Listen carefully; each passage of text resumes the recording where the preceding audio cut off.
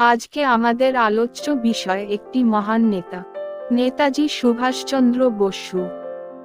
চলুন তাহলে জেনে নিই নেতাজি সুভাষচন্দ্রের বিষয়ে অনেক জানা এবং অজানা তথ্য। সুভাষচন্দ্র বসু ভারতের স্বাধীনতা সংগ্রামের এক চিরস্মরণীয় কিংবদন্তি নেতা। ভারতের স্বাধীনতা সংগ্রামের ইতিহাসে তিনি হলেন এক উজ্জ্বল ও মহান চরিত্র, যিনি এই সংগ্রামে নিজের সমগ্র জীবন উৎসর্গ করেছিলেন। তিনি নেতাজি নামে সমধিক পরিচিত। সুভাষচন্দ্র পরপর দুইবার ভারতীয় জাতীয় কংগ্রেসের সভাপতি নির্বাচিত হয়েছিলেন, কিন্তু গান্ধীর সঙ্গে আদর্শগত সংঘাত, কংগ্রেসের বৈদেশিক ও আভ্যন্তরীণ নীতির প্রকাশ্য সমালোচনা এবং বিরুদ্ধ মত প্রকাশ করার জন্য তাকে পদত্যাগ করতে হয়। সুভাষচন্দ্র মনে করতেন, মোহনদাস করমচাঁদ গান্ধীর অহিংসা এবং সত্যাগ্রহের নীতি ভারতের স্বাধীনতা লাভের জন্য যথেষ্ট নয়। এই কারণে তিনি সশস্ত্র সংগ্রামের পথ বেছে নিয়েছিলেন। সুভাষচন্দ্র ফরওয়ার্ড ব্লক নামক একটি রাজনৈতিক দল প্রতিষ্ঠা করেন এবং ব্রিটিশ শাসন থেকে ভারতের সত্তর ও পূর্ণ স্বাধীনতার দাবি জানাতে থাকেন। ব্রিটিশ কর্তৃপক্ষ তাকে 11 বার কারারুদ্ধ করে। তার বিখ্যাত উক্তি, "তোমরা আমাকে রক্ত দাও, আমি তোমাদের স্বাধীনতা দেব।" দ্বিতীয় বিশ্বযুদ্ধ ঘোষিত হওয়ার পরেও তার মতাদর্শের কোনো পরিবর্তন ঘটেনি, বরং এই যুদ্ধে ব্রিটিশদের দুর্বলতাকে সুবিধা আদায়ের একটি সুযোগ হিসেবে দেখেন। যুদ্ধের সূচনালগ্নে তিনি লুকিয়ে ভারত ত্যাগ করে সোভিয়েত ইউনিয়ন, জার্মানি ও জাপান ভ্রমণ করেন ভারতে ব্রিটিশদের আক্রমণ করার জন্য সহযোগিতা লাভের উদ্দেশ্যে। জাপানিদের সহযোগিতায় তিনি আজাদ হিন্দ ফৌজ পুনর্গঠন করেন এবং পরে তিনি নেতৃত্ব প্রদান করেন। এই বাহিনীর সৈনিকেরা ছিলেন মূলত ভারতীয় যুদ্ধবন্দী এবং ব্রিটিশ মালয়, সিঙ্গাপুর সহ দক্ষিণ এশিয়ার অন্যান্য অঞ্চলে কর্মরত মজুর। জাপানের আর্থিক, রাজনৈতিক, কূটনৈতিক ও সামরিক সহায়তায় তিনি নির্বাসিত আজাদ হিন্দ সরকার প্রতিষ্ঠা করেন এবং আজাদ হিন্দ ফৌজের নেতৃত্ব দান করে ব্রিটিশ মিত্রবাহিনীর বিরুদ্ধে ইম্ফল ও ব্রহ্মদেশে, বর্তমান নাম মায়ানমার, যুদ্ধ পরিচালনা করেন। ব্রিটিশদের বিরুদ্ধে নাৎসি ও অন্যান্য যুদ্ধবাদী শক্তিগুলির সঙ্গে মিত্রতা স্থাপনের জন্য কোনো ঐতিহাসিক ও রাজনীতিবিদ সুভাষচন্দ্রের সমালোচনা করেছেন, এমনকি কেউ কেউ তাকে নাৎসি মতাদর্শের প্রতি সহানুভূতিসম্পন্ন বলে অভিযুক্ত করেছেন। তবে ভারতে অন্যান্যরা তার ইস্তাহারকে রিয়েলপলিটিক এর নিদর্শন বলে উল্লেখ করে তার পথপ্রদর্শক সামাজিক ও রাজনৈতিক ভাবাদর্শের প্রতি সহানুভূতি পোষণ করেছেন। উল্লেখ্য, কংগ্রেস কমিটি যেখানে ভারতের অধিরাজ্য মর্যাদা বা ডোমিনিয়ন স্ট্যাটাসের পক্ষে মত প্রদান করে, সেখানে সুভাষচন্দ্রই প্রথম ভারতের পূর্ণ স্বাধীনতার পক্ষে মত দেন। জওহরলাল নেহরু সহ অন্যান্য যুবনেতারা তাকে সমর্থন করেন। শেষ পর্যন্ত জাতীয় কংগ্রেসের ঐতিহাসিক লাহোর অধিবেশনে কংগ্রেস পূর্ণ স্বরাজ মতবাদ গ্রহণে বাধ্য হয়। ভগৎ সিংয়ের ফাঁসি ও তার জীবন রক্ষায় কংগ্রেস নেতাদের ব্যর্থতায় ক্ষুব্ধ সুভাষচন্দ্র গান্ধী আরউইন চুক্তি বিরোধী আন্দোলন শুরু করেন। তাকে কারারুদ্ধ করে ভারত থেকে নির্বাসিত করা হয়। নিষেধাজ্ঞা ভেঙে তিনি ভারতে ফিরে এলে আবার তাকে কারারুদ্ধ করা হয়। জীবনী: সুভাষচন্দ্র বসু 1897 খ্রিস্টাব্দের 23 জানুয়ারি ব্রিটিশ ভারতের অন্তর্গত বাংলা প্রদেশের উড়িষ্যার কটকে বিখ্যাত কায়স্থ পরিবারে জন্মগ্রহণ করেন। তার মাতা প্রভাবতী বসু দত্ত ছিলেন উত্তর কলকাতার হাটখোলা দত্ত বাড়ির কন্যা এবং পিতা জানকীনাথ বসু ছিলেন দক্ষিণ 24 পরগনা জেলার বিখ্যাত মাহিনগরের বসু পরিবার এর সন্তান। সুভাষচন্দ্র বসু ছিলেন তার পিতা মাতার 14 সন্তানের মধ্যে নবম তথা ষষ্ঠ পুত্র। তার বাবা জানকীনাথ বসু ছিলেন একজন সফল সরকারি আইনজীবী। তিনি ভাষা ও আইন সম্পর্কিত বিষয়ে অত্যন্ত সচেতন ছিলেন। তাদের পৈতৃক নিবাস ছিল ভারতের পশ্চিমবঙ্গ রাজ্যের দক্ষিণ 24 পরগনা জেলার কোদালিয়া, বর্তমানে সুভাষগ্রামের অন্তর্ভুক্ত। 1902 সালে তিনি তার 5 বড় ভাইয়ের সাথে কটকের প্রোটেস্ট্যান্ট ইউরোপীয় স্কুলে ভর্তি হন। বর্তমান নাম স্টুয়ার্ট স্কুল। ষষ্ঠ শ্রেণী পর্যন্ত তিনি বিদ্যালয়টিতে পঠন পাঠন করেন। স্কুলটি ছিল ইংলিশ মিডিয়াম স্কুল। বেশিরভাগ শিক্ষার্থী ইউরোপীয় বা মিশ্রিত অ্যাংলো ভারতীয় ও ভারতীয় বংশোদ্ভূত ছিলেন। স্কুলে ইংরাজি সঠিকভাবে লিখিত ও কথ্য, লাতিন, বাইবেল, সহগত শিক্ষা, ব্রিটিশ ভূগোল এবং ব্রিটিশ ইতিহাস অন্তর্ভুক্ত ছিল। কোনো ভারতীয় ভাষা শেখানোর ব্যবস্থা ছিল না। এই বিদ্যালয়ে তার পিতা জানকীনাথের পছন্দ ছিল। তিনি চেয়েছিলেন তার ছেলেরা যেন নির্দ্বিধায় ত্রুটিহীন ইংরেজি বলতে পারে। ভারতে ব্রিটিশদের মাঝে থাকার জন্য তিনি বাংলা এবং ইংরেজি উভয় ভাষাকেই গুরুত্বপূর্ণ বলে মনে করতেন। তার বাড়িতে কেবলমাত্র বাংলা ভাষায় কথা বলা হতো, ফলে বিদ্যালয়টি ছিল বাড়ির বিপরীত বৈশিষ্ট্যের। বাড়িতে তার মা হিন্দু দেবী দুর্গা ও কালীর উপাসনা করতেন। মহাভারত ও রামায়ণ মহাকাব্য থেকে গল্প বলতেন এবং বাংলা ভক্তিগীতি গাইতেন। মায়ের কাছ থেকে সুভাষ একটি স্নেহশীল স্বভাব লাভ করেন। তিনি দুর্দশাগ্রস্ত লোকদের সাহায্য করতেন ও প্রতিবেশী ছেলেদের সঙ্গে খেলাধুলা করা ও উদ্যানচর্চা পছন্দ করতেন। তার আর 5 ভাইকে অনুসরণ করে সুভাষকে 1909 সালে 12 বছর বয়সে কর্কের রাভেনশো কলেজিয়েট স্কুলে ভর্তি করা হয়। এখানে বাংলা ও সংস্কৃত শেখানো হতো এবং পাশাপাশি বাড়িতে সাধারণত গৃহীত না হওয়া হিন্দু ধর্মগ্রন্থ যেমন বেদ ও উপনিষদ সম্পর্কে পাঠদান করা হতো। যদিও পাশ্চাত্য শিক্ষার তৎপরতা অব্যাহত ছিল, তবুও তিনি ভারতীয় পোশাক পরতেন এবং ধর্মীয় ভাবনা চিন্তার সাথে জড়িত ছিলেন। ব্যস্ততা সত্ত্বেও সুভাষচন্দ্র বসু পড়াশোনায় মনোযোগ, প্রতিযোগিতা ও পরীক্ষায় সফল হওয়ার ক্ষেত্রে দক্ষতা প্রদর্শন করতে সক্ষম হয়েছিলেন। তিনি 1912 সালে কলকাতা বিশ্ববিদ্যালয়ে পরিচালিত ম্যাট্রিক পরীক্ষায় দ্বিতীয় স্থান অর্জন করেন।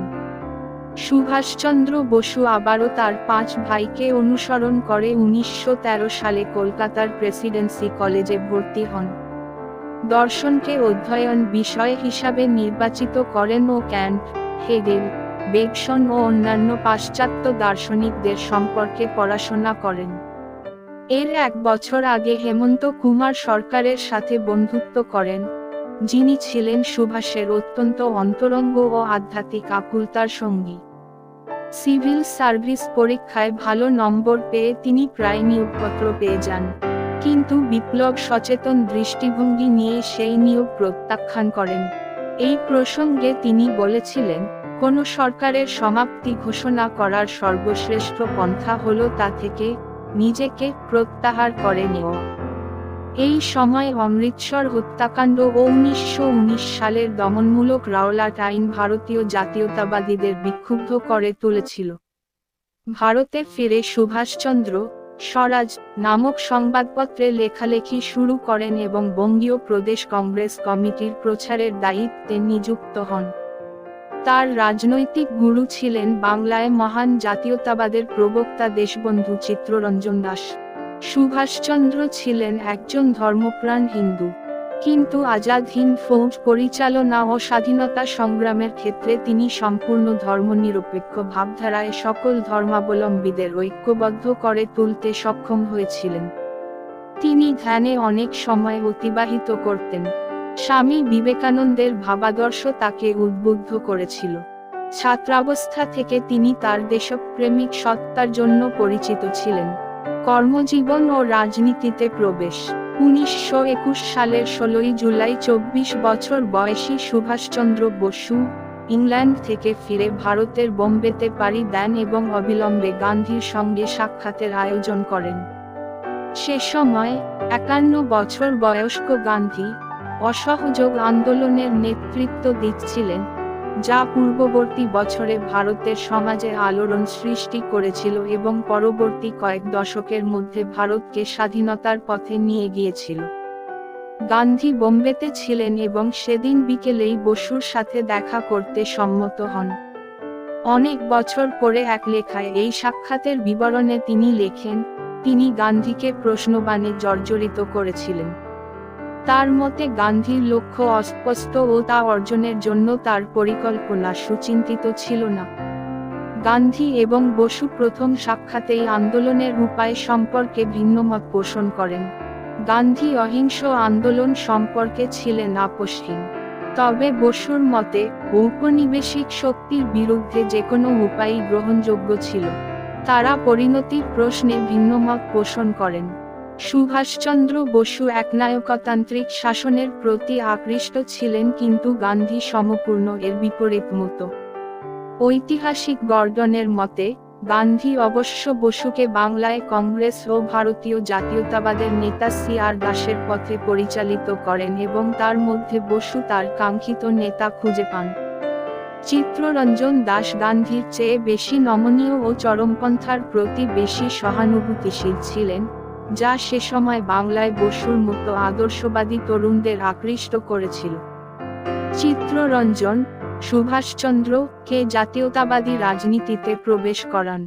সুভাষচন্দ্র পরবর্তী প্রায় 20 বছর ভারতীয় জাতীয় কংগ্রেসের রাজনীতির সাথে জড়িত ছিলেন। তিনি স্বরাজ পত্রিকা চালু করেন এবং বঙ্গীয় প্রাদেশিক কংগ্রেস কমিটির প্রচারের দায়িত্ব গ্রহণ করেন। 1923 সালে সুভাষচন্দ্র সর্বভারতীয় যুব কংগ্রেসের সভাপতি এবং একই সাথে বঙ্গীয় প্রাদেশিক কংগ্রেসের সম্পাদক নির্বাচিত হন। তিনি চিত্তরঞ্জন দাস কর্তৃক প্রতিষ্ঠিত ফরওয়ার্ড পত্রিকার সম্পাদক হিসেবেও কর্মরত ছিলেন। 1924 সালে চিত্তরঞ্জন দাস কলকাতার মেয়র নির্বাচিত হওয়ার পর বসু কলকাতা পৌরসংস্থার প্রধান নির্বাহী কর্মকর্তা হিসেবে কাজ করেন। 1925 সালে সুভাষচন্দ্র বসুকে গ্রেফতার করে মান্দালয়ের কারাগারে পাঠানো হয়, যেখানে তিনি যক্ষ্মা রোগে আক্রান্ত হন। 1927 সালে কারাগার থেকে মুক্তি পাওয়ার পর সুভাষ ভারতীয় জাতীয় কংগ্রেসের সাধারণ সম্পাদক হন এবং জওহরলাল নেহেরুর সঙ্গে ভারতের স্বাধীনতার লক্ষ্যে কাজ শুরু করেন। 1928 সালের ডিসেম্বরের শেষের দিকে বসু কলকাতায় ভারতীয় জাতীয় কংগ্রেসের বার্ষিক সভার আয়োজন করেন। তার সবচেয়ে স্মরণীয় ভূমিকা ছিল কংগ্রেস স্বেচ্ছাসেবক বাহিনীর জেনারেল অফিসার কমান্ডিং GOC হিসেবে। এর কিছুদিন পরে সুভাষচন্দ্র বসুকে পুনরায় গ্রেফতার করা হয় এবং আইন অমান্য আন্দোলনের জন্য জেলে পাঠানো হয়। এরপর 1930 সালে তিনি কলকাতার মেয়র নির্বাচিত হন। 1930-এর দশকের মাঝামাঝি সময়ে সুভাষচন্দ্র বসু ইউরোপ ভ্রমণ করেন। এ সময় বিভিন্ন ভারতীয় ছাত্র ও বেনিতো মুসোলিনি সহ অন্যান্য ইউরোপীয় রাজনীতিবিদদের সাথে দেখা করেন তিনি দলীয় সংগঠন এবং কমিউনিজম ও ফ্যাসিবাদের প্রয়োগ পর্যবেক্ষণ করেন। এই সময়ে তিনি তার দ্য ইন্ডিয়ান স্ট্রাগল বইয়ের প্রথম অংশ রচনা করেন, যাতে 1920 থেকে 1934 সালে ভারতের স্বাধীনতা আন্দোলনের বিবরণ রয়েছে। যদিও এটি 1935 সালে লন্ডনে প্রকাশিত হয়, কিন্তু ব্রিটিশ সরকার বিশৃঙ্খলা সৃষ্টির ভয়ে ভারতে এই বই নিষিদ্ধ করে। বিপ্লবভাই প্যাটেল তার সম্পত্তির 4 ভাগের 3 ভাগ নেতাজিকে দান করেন। পরবর্তীতে তার ছোট ভাই বল্লভভাই প্যাটেল তা অস্বীকার করেন এবং তাকে জালিয়াত সহ নানা খারাপ আখ্যা দেন। 20 বছরের মধ্যে সুভাষচন্দ্র মোট 11 বার গ্রেফতার হয়েছিলেন। তাকে ভারত ও রেঙ্গুনের বিভিন্ন জায়গায় রাখা হয়েছিল। 1933 খ্রিস্টাব্দে তাকে ইউরোপে নির্বাসিত করা হয়। 1934 খ্রিস্টাব্দে ভিয়েনাতে তিনি তার প্রথম প্রেম এমিলি সেঙ্কলের সঙ্গে পরিচিত হন। 1937 খ্রিস্টাব্দে তারা ব্যাগগ্যাস্টিনে বিয়ে করেন।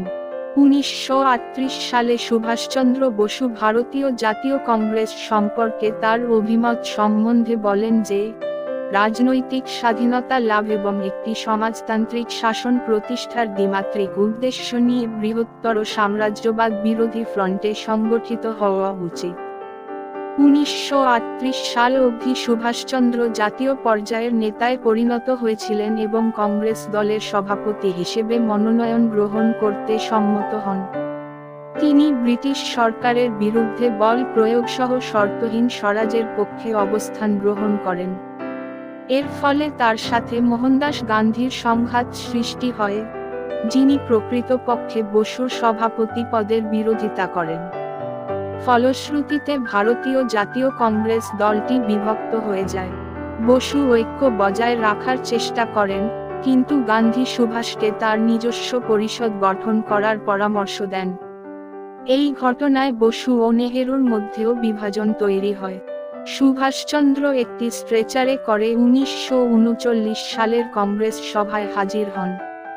তিনি গান্ধীর পছন্দের প্রার্থী পট্টভি সীতারামাইয়াকে পরাজিত করে পুনরায় সভাপতি নির্বাচিত হন। মুথুরামালিঙ্গম থেভার আন্তঃকংগ্রেস বিতর্কে বসুকে দৃঢ়ভাবে সমর্থন করেন। তার জন্য দক্ষিণ ভারতের সকল ভোট বসুর পক্ষে যায়।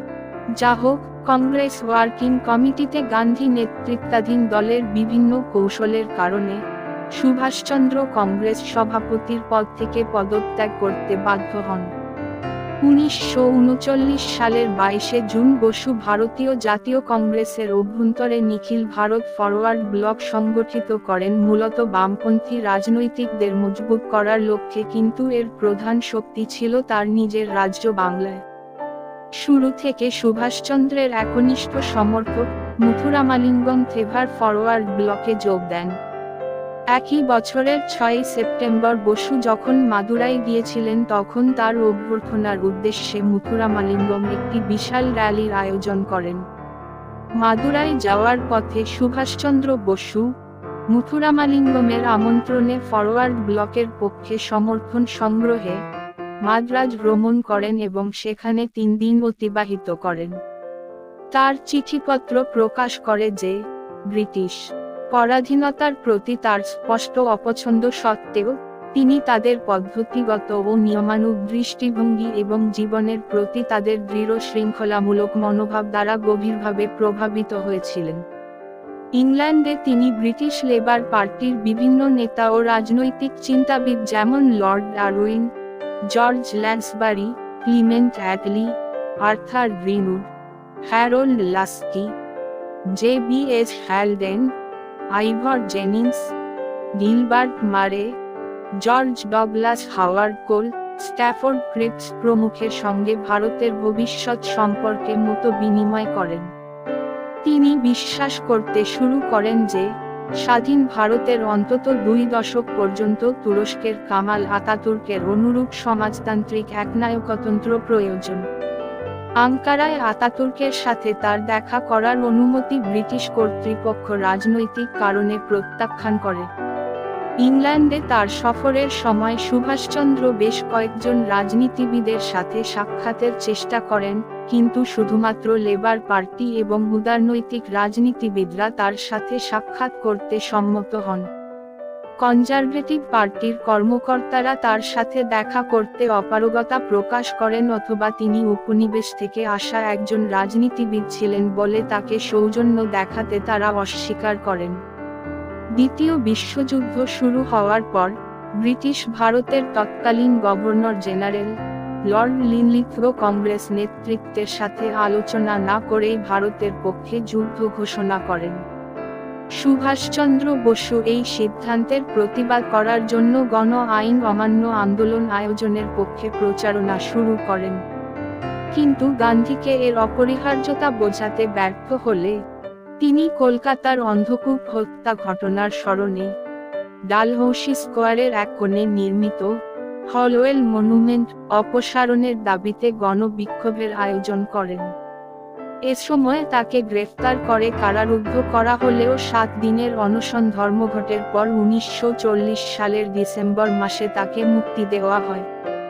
নাৎসি জার্মানি 1941 সালে সুভাষচন্দ্র বসুকে গৃহবন্দী করা হয়। এ সময় সিআইডি তার বাড়ি নজরদারিতে রাখে। তবুও তিনি আফগানিস্তান এবং সোভিয়েত ইউনিয়ন হয়ে জার্মানিতে পালাতে সক্ষম হন।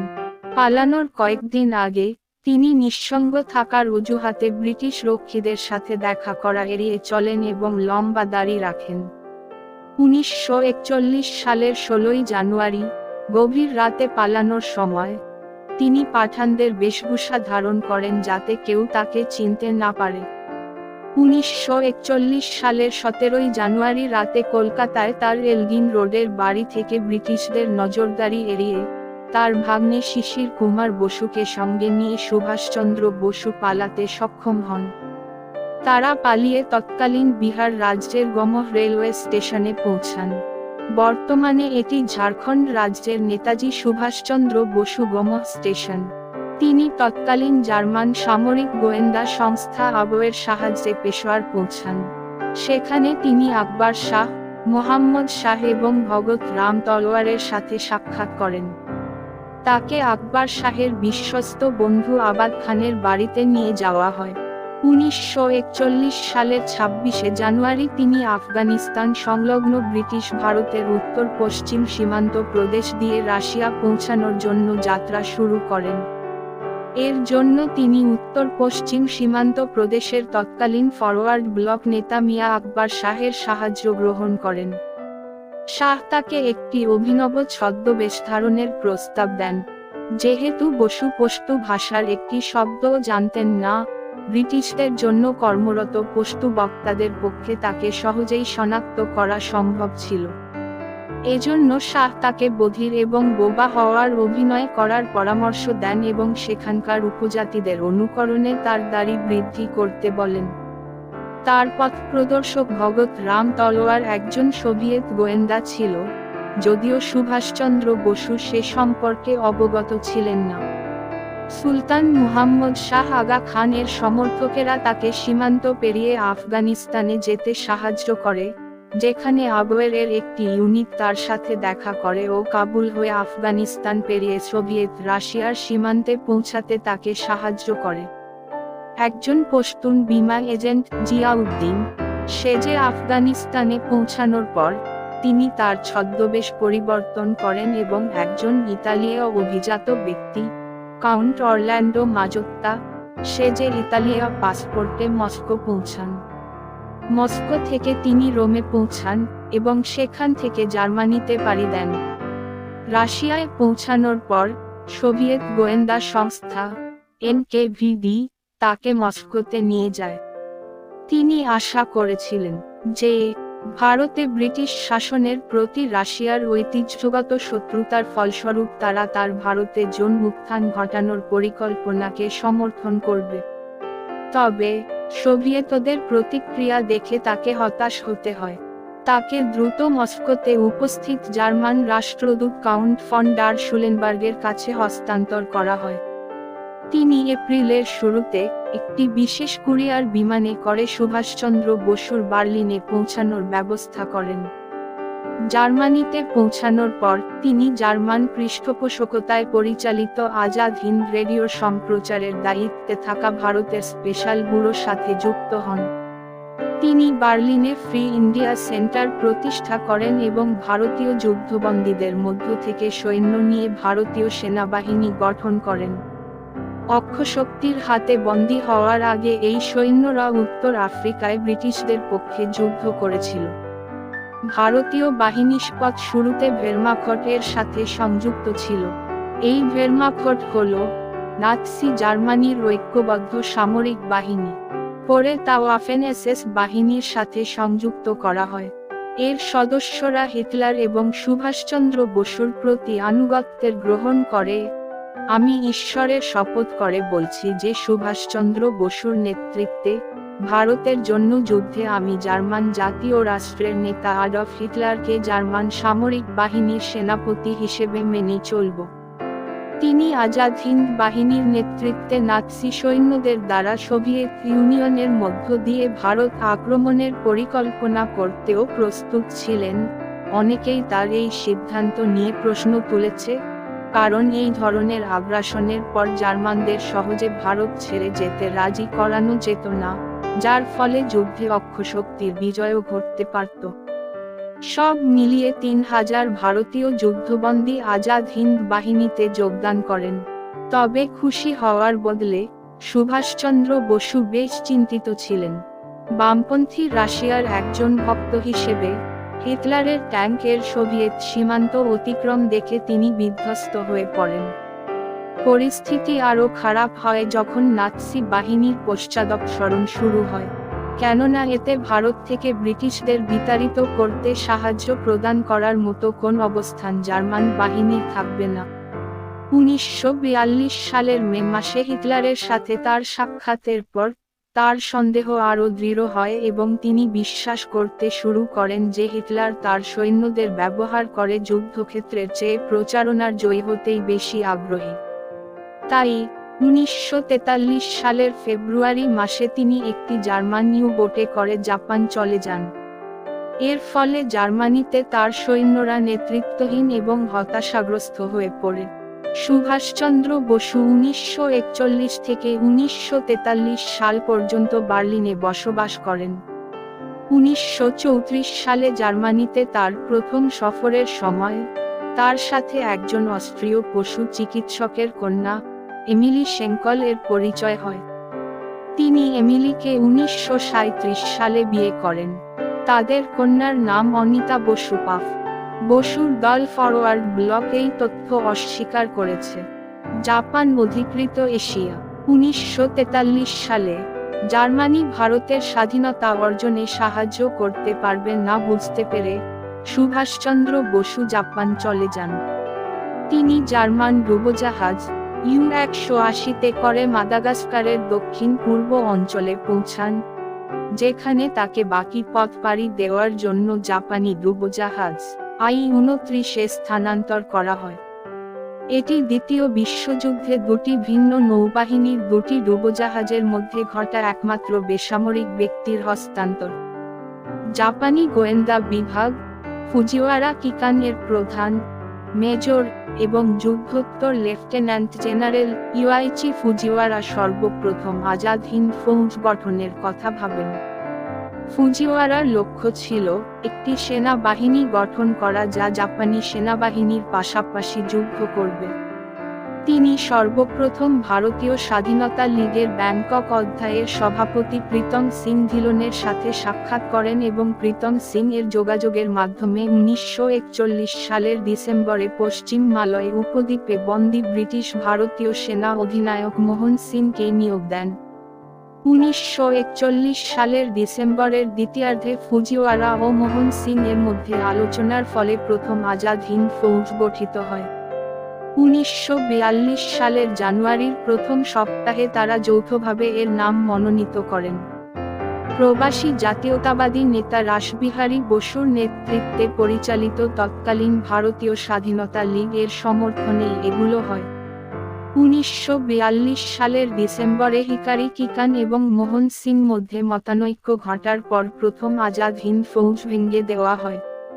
মোহন বিশ্বাস করতে শুরু করেছিলেন যে জাপানি হাইকমান্ড নিছক প্রচারণার হাতিয়ার হিসেবে আজাদ হিন্দ ফৌজকে ব্যবহার করছে। এ সময় মোহন সিংকে আটক করা হয় এবং সৈন্যদের বন্দী শিবিরে ফেরত নেওয়া হয়। যাই হোক, 1943 সালে সুভাষচন্দ্র বসুর আগমনের সঙ্গে স্বাধীনতার জন্য সেনাবাহিনী গঠনের ধারণাটি আবারও পুনরুজ্জীবিত হয়। জুলাই মাসে সিঙ্গাপুরে অনুষ্ঠিত একটি সভায় রাসবিহারী বসু সুভাষচন্দ্র বসুর হাতে সংগঠনের নিয়ন্ত্রণ হস্তান্তর করেন। সুভাষচন্দ্র বসু সেনাবাহিনী পুনর্গঠন এবং দক্ষিণ পূর্ব এশিয়ার প্রবাসী ভারতীয় জনগণের মধ্যে ব্যাপক সমর্থন সংগঠিত করতে সক্ষম হন। প্রবাসী ভারতীয়রা একই সাথে জাতীয় সেনাবাহিনীতে তালিকাভুক্ত হয়ে এবং স্বাধীনতার জন্য আত্মত্যাগের আহ্বানে সাড়া দিয়ে আর্থিকভাবে সহায়তা প্রদানের মাধ্যমে তাদের সমর্থন ব্যক্ত করেন। আজাদ হিন্দ ফৌজে একটি পৃথক নারী ইউনিট ছিল যার নাম ঝাঁসি রানী রেজিমেন্ট। ক্যাপ্টেন লক্ষ্মী সেহগল এর নেতৃত্বে এই বাহিনী গঠিত হয়।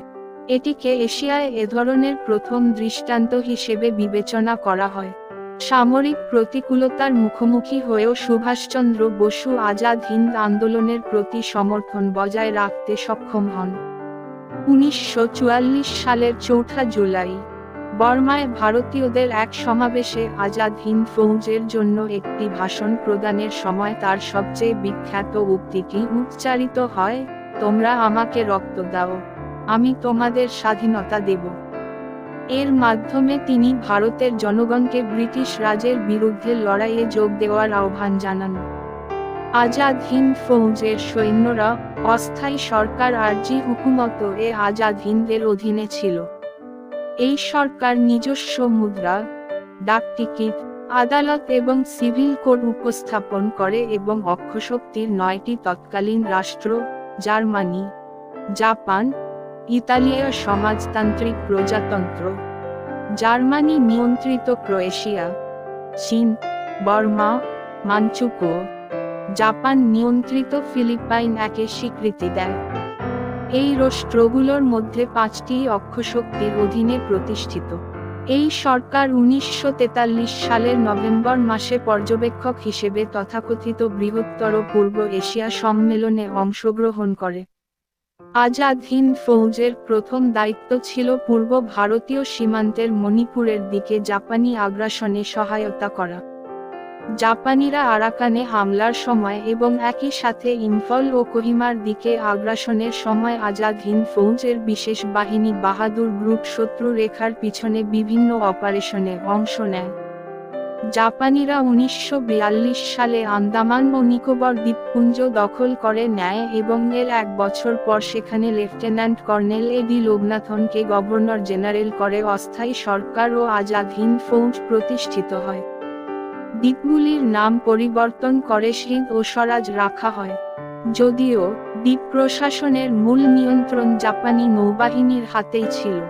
1944 সালের প্রথম দিকে দ্বীপে সুভাষচন্দ্র বসুর একমাত্র ভ্রমণের সময়ে বোসের জাপানি নিমন্ত্রণকর্তারা সচেতনভাবেই তাকে স্থানীয় জনগণ থেকে বিচ্ছিন্ন করে রাখে যাতে জাপানিদের চূড়ান্ত স্বার্থ সম্পর্কে তিনি কোনো ধরনের জ্ঞান লাভ করতে সক্ষম না হন। সে সময় দ্বীপের জাপানি প্রশাসন ওই দ্বীপের ভারতীয় স্বাধীনতা লীগের নেতা ডক্টর দিওয়ান সিংকে আটক রেখে নির্যাতন করছিল, যিনি পরে জেলে আহত হয়ে মৃত্যুবরণ করেন। দ্বীপে সুভাষচন্দ্র বসুর পরিদর্শনকালে বেশ কয়েকজন স্থানীয় ব্যক্তি ডক্টর সিং এর দুর্দশা সম্পর্কে তাকে জানানোর চেষ্টা করে ব্যর্থ হন। এ সময় লেফটেন্যান্ট কর্নেল লোকনাথন তার প্রকৃত প্রশাসনিক নিয়ন্ত্রণের অভাব সম্পর্কে সচেতন হন এবং গভর্নর জেনারেলের পদ থেকে পদত্যাগ করে রেঙ্গুনে আজাদ হিন্দ সরকারের সদর দপ্তরে ফিরে আসেন। ভারতের মূল ভূখণ্ডে উত্তর পূর্ব ভারতের মণিপুরের মৈরাং শহরে ভারতীয় জাতীয় কংগ্রেসের অনুকরণে তৈরিকৃত একটি ত্রিবর্ণ পতাকা প্রথমবারের মতো উত্থাপিত হয়। এরপর ইম্ফল ও কোহিমার পার্শ্ববর্তী শহরগুলো জাপানি সেনাবাহিনীর কিছু বিভাগ আজাদ হিন্দ ফৌজের গান্ধী ও নেহরু ব্রিগেডের সহায়তায় ঘেরাও ও অবরোধ করা শুরু করে। অক্ষশক্তি ভারতের মূল ভূখণ্ড জয় করার এই প্রচেষ্টাকে অপারেশন ইউগো আখ্যায়িত করে। এই অপারেশনের সময় 1944 সালের 6 জুলাই সিঙ্গাপুর থেকে আজাদ হিন্দ রেডিও কর্তৃক সম্প্রচারিত একটি বক্তৃতায় সুভাষচন্দ্র বসু মহাত্মা গান্ধীকে জাতির পিতা বলে সম্বোধন করেন এবং স্বাধীনতা যুদ্ধের জন্য তার আশীর্বাদ ও শুভেচ্ছা কামনা করেন। এই প্রথম গান্ধীকে এমন সম্বোধন করা হয়।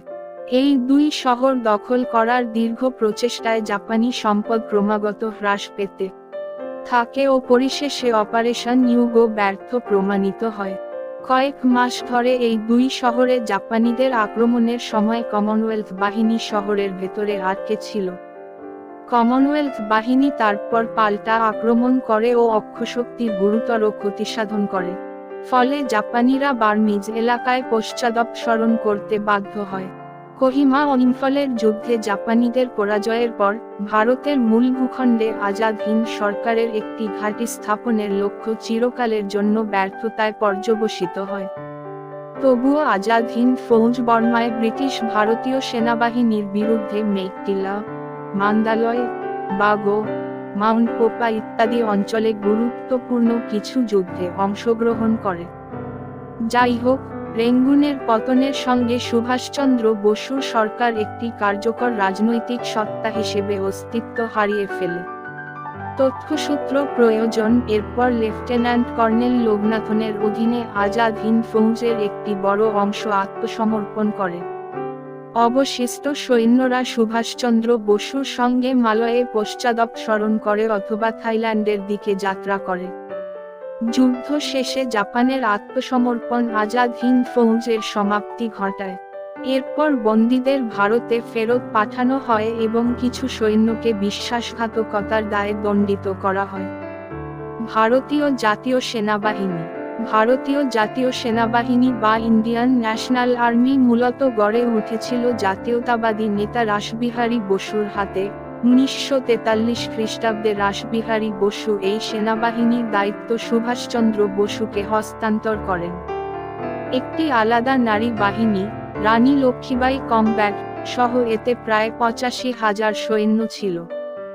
এই বাহিনীর কর্তৃত্ব ছিল প্রাদেশিক সরকারের হাতে, যার নাম দেওয়া হয় মুক্ত ভারতের প্রাদেশিক সরকার।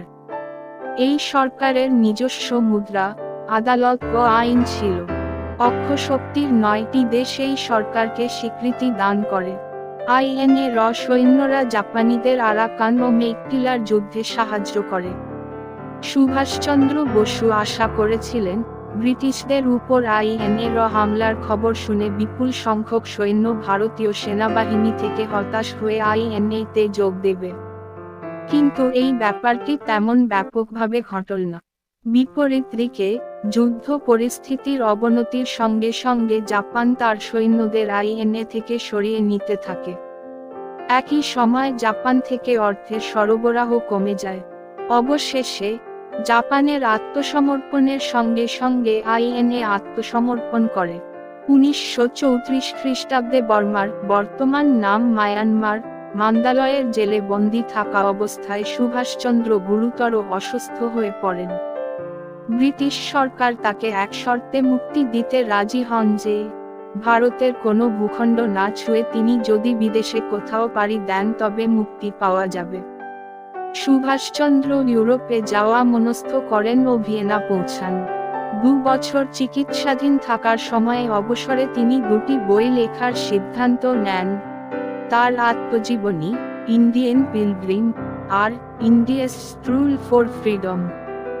সেই সময়ে তার পাণ্ডুলিপি টাইপ করার জন্য এক অস্ট্রিয়ান মহিলা এমিলি শেঙ্কেল তাকে সাহায্য করেন, যিনি পরবর্তীকালে তার সচিব হন। এই এমিলি শেঙ্কেলের সঙ্গেই পরবর্তীকালে তার প্রণয় ও পরিণয়। তাদের এক কন্যা সন্তান অনিতা বসু পাফ।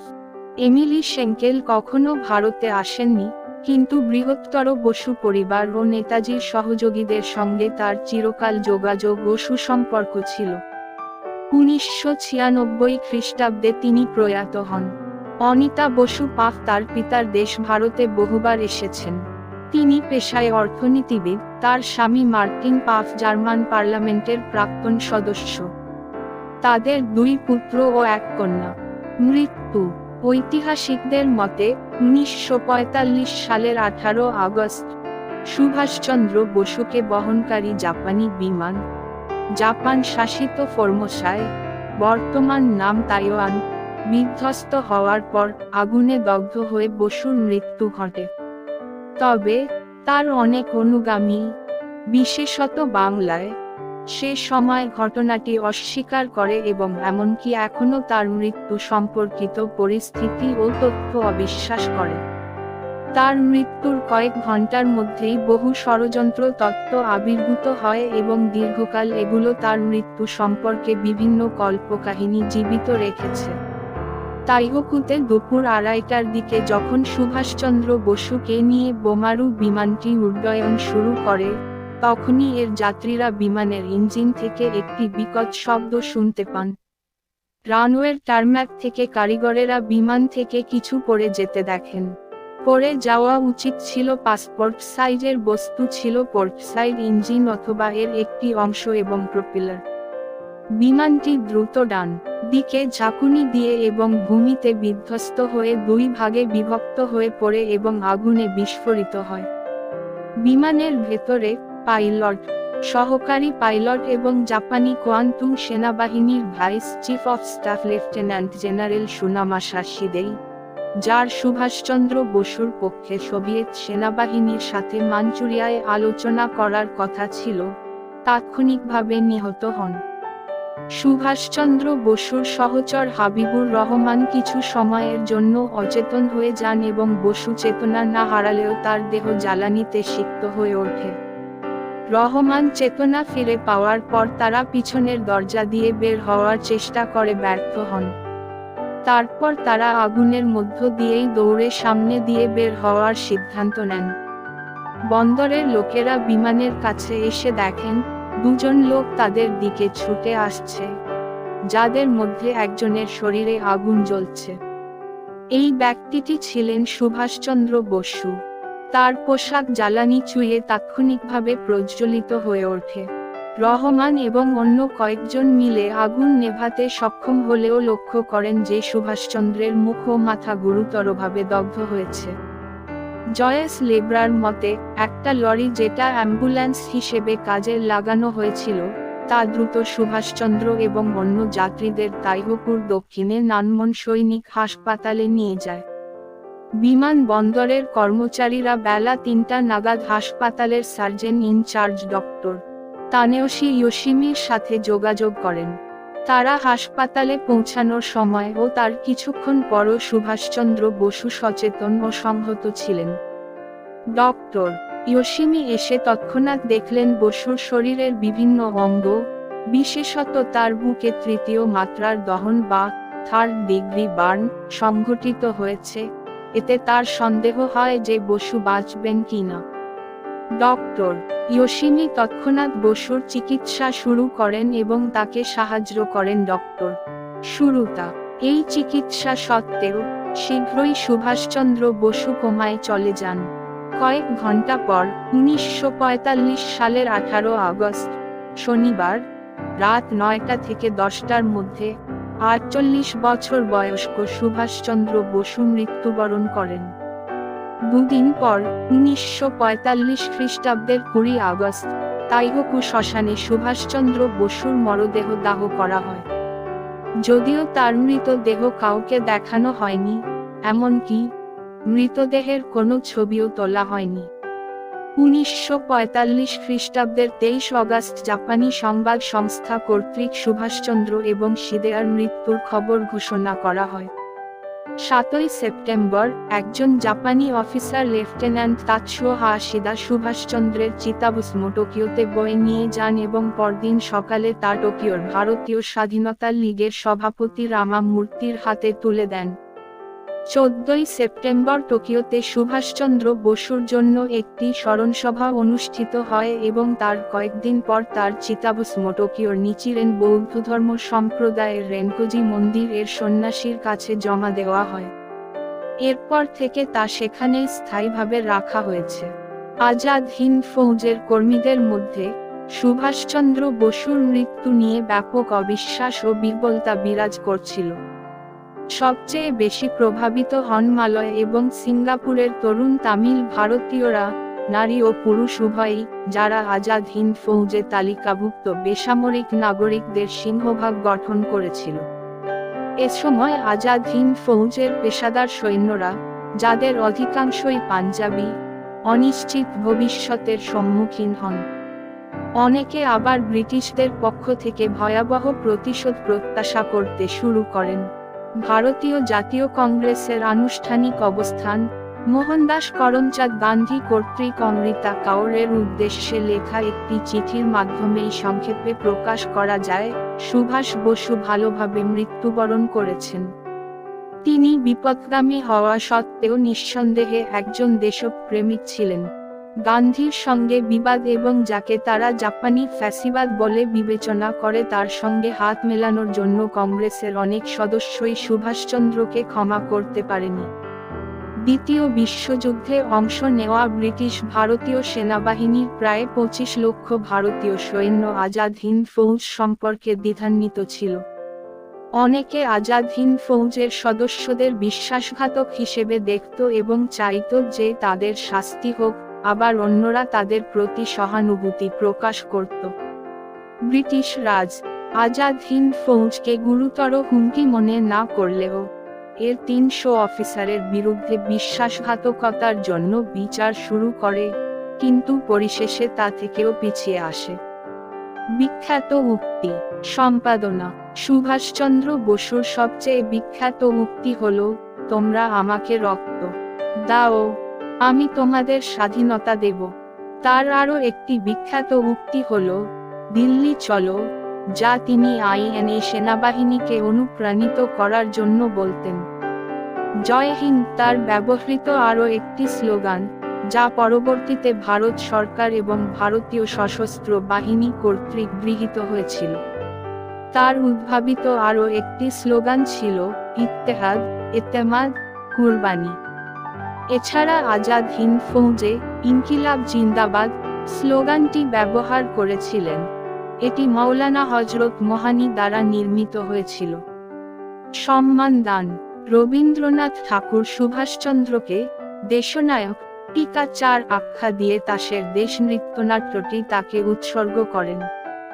উৎসর্গপত্রে লেখেন, স্বদেশের চিত্তে নূতন প্রাণ সঞ্চার করবার পুণ্যব্রত তুমি গ্রহণ করেছ, সেই কথা স্মরণ রে তোমার নামে তাসের দেশ নাটিকা উৎসর্গ করলুম।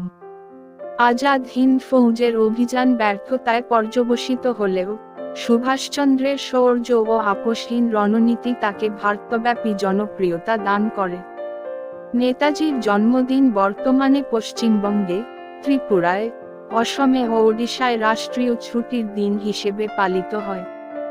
স্বাধীনতার পর কলকাতার একাধিক রাস্তা তার নামে নামাঙ্কিত করা হয়। বর্তমানে কলকাতার একমাত্র indoor stadium Netaji indoor stadium তার নামে নামাঙ্কিত। নেতাজির জন্মশতবর্ষ উপলক্ষে দমদম বিমানবন্দরের নাম পরিবর্তিত করে নেতাজি সুভাষচন্দ্র বসু আন্তর্জাতিক বিমানবন্দর রাখা হয়।